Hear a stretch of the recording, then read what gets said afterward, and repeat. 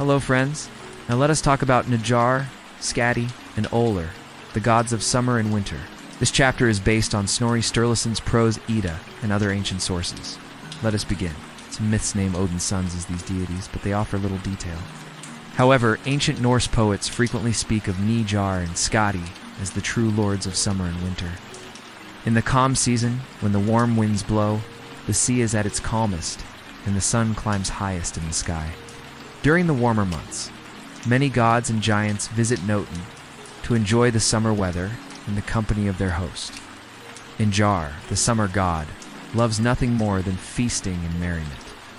Her father was burned to death by the gods after he kidnapped Idun, the goddess whose duty it was to guard the apples of youth. She wore silver armor, wielded a steel spear and a white hunting garb with snowshoes. Her icy blue eyes shone like stars from a winter sky, and her breath formed clouds of frost. Even in the heart of summer, the mere sight of her was enough to bring snow flurries to the sunniest day. When Tjazi fell, his flaming corpse rained down over the mountains and valleys of Jotunheim. One version says that Odin welcomed Skadi into Asgard, broke her heart by killing her lover. Consumed with grief, she wandered into the forest and laid herself upon a stone where Odin found her and carried her to his hall. When he walks across the land, his snowshoes leave imprints that look like shields. Sometimes Odin ceded his seat on the great mead hall in Asgard to Ullr, but only when he left the realm of the living for a while to dwell in the underworld. When Odin returned, Ullr was banished north. It is believed that when Odin departed, the very air grew colder and harsher. He also strides across the sea, though his feet leave marks on the water, not the land. Those who wish to receive Ullr's blessing ask for his assistance through prayers and offerings. He is particularly revered by farmers who depend on snowfall to ensure fertile fields the following spring. Without snow to nourish the earth, crops wither and die. Ullr is also credited with creating the aurora, a beautiful and radiant phenomenon that graces the night sky. Its ethereal glow serves as a reminder of Ullr's presence and power over the natural world. Some believe that these markings are what the moon uses to track his journeys. He helps Baldur when the god must hide from the giantess Kvasir, who wants to kill him. Both gods take refuge in the underworld at times. Ullr hides in summer, Baldur at the end of summer, and the days shorten. After that, the two part ways, and Ullr is left alone in Thrymheim. Ullr's winter reign brings both hardship and hope. The cold and darkness test the resilience of those who live in his domain. But the promise of renewal and rebirth in the spring keeps their spirits high. The tidal shield god comes from his ability to protect those under his sway. No weapon can harm them. The relationship serves as a beacon of light in the darkest of times. There he fed her mead from his horn of plenty until her sorrow lifted. Then he took her as his wife, and she bore him a son, the first of the royal line from which all of Norway's kings are said to have descended. But most accounts say that Odin never wed Skadi, and she remained the wife of Ullr, the snowshoe-wearing god of winter. Fearful that the giants would rise up against the gods, Odin took Skadi to Asgard and promised to grant her any boon she wished. While Njörðr's influence wanes as soon as the days shorten, Ullr is exalted as the season turns colder. He rules over the realm of Thrymheim, a place where nights grow long and days short. Here the cold is intense, and the glaciers gleam like polished diamonds beneath the pale sun. Skates carve elegant patterns on frozen lakes, and skiers glide over the snow-covered hills.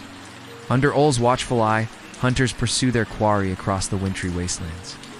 Armed with keen eyesight and expert tracking skills, they navigate the deep snows with ease. Wolves follow close behind, eager to assist in the hunt. Skiers seek Ullr's favor as they brave the snowy wastes. Similarly, warriors invoke his aid when facing their opponents in battle. Before the fight, they don helmets and fasten their shields, then raise their spears towards Ullr and beg for victory. If successful, they give him thanks and praise.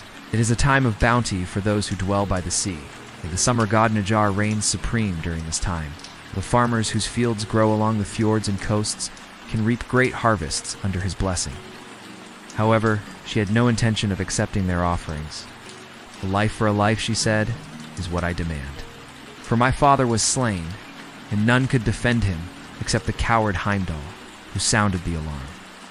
But he warned too late, and now my father has perished." Loki could see no warmth in her icy face. The mild summer temperatures allow work to continue even after the sun begins its slow journey toward winter. A small crowd of gods and giants stood around watching Loki roll around on the ground like a seal and mimic the cats as playful pounce and leap. The gods were happy to grant it, and so she chose to marry the summer god Njörðr and live 3 days in Njörðr and 9 in Thrymheim, each cycle. Even though their love was strong, their differing natures caused them pain. Njörðr loved the sea's warmth and the feeling of the sun on his skin, while Skadi preferred the cold mountains where she could feel the sting of the north wind on her cheeks. She longed for the snow and the crunch of glaciers beneath her feet. So finally they agreed to part ways. Skadi returned to her hunting life in Thrymheim. She and Njörðr still meet every year in Njörðr, but only for a few fleeting weeks. They laughed heartily, and even Skadi couldn't help but smile. Loki knew that once he had broken her serious mood, the rest would be easy. He led her to a nearby lake, and using a magic spell made the reflection of the surrounding mountains appear to march towards her.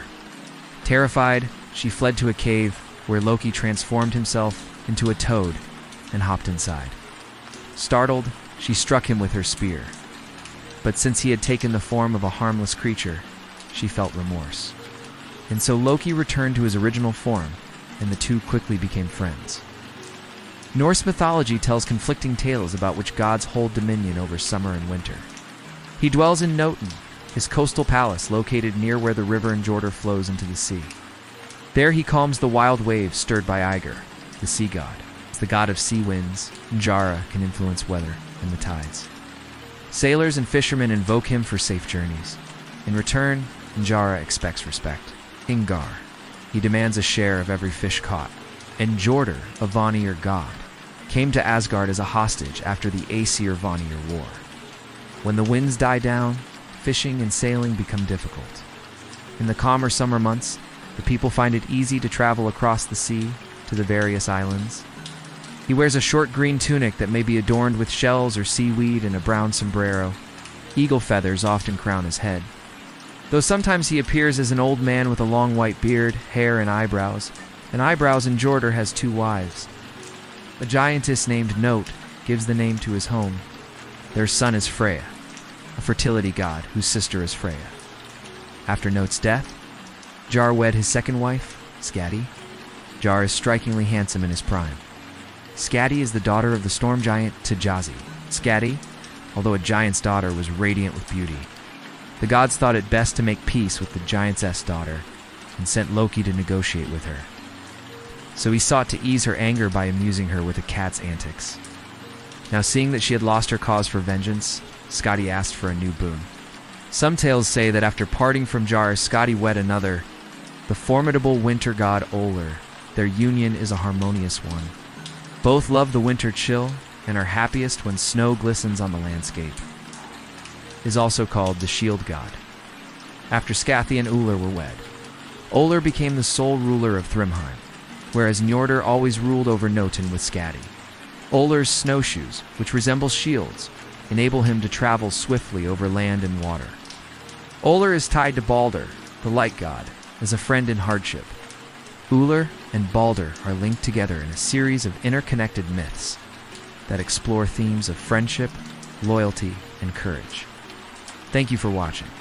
Please like, comment, and subscribe. Join us for more Norse myths. See you then.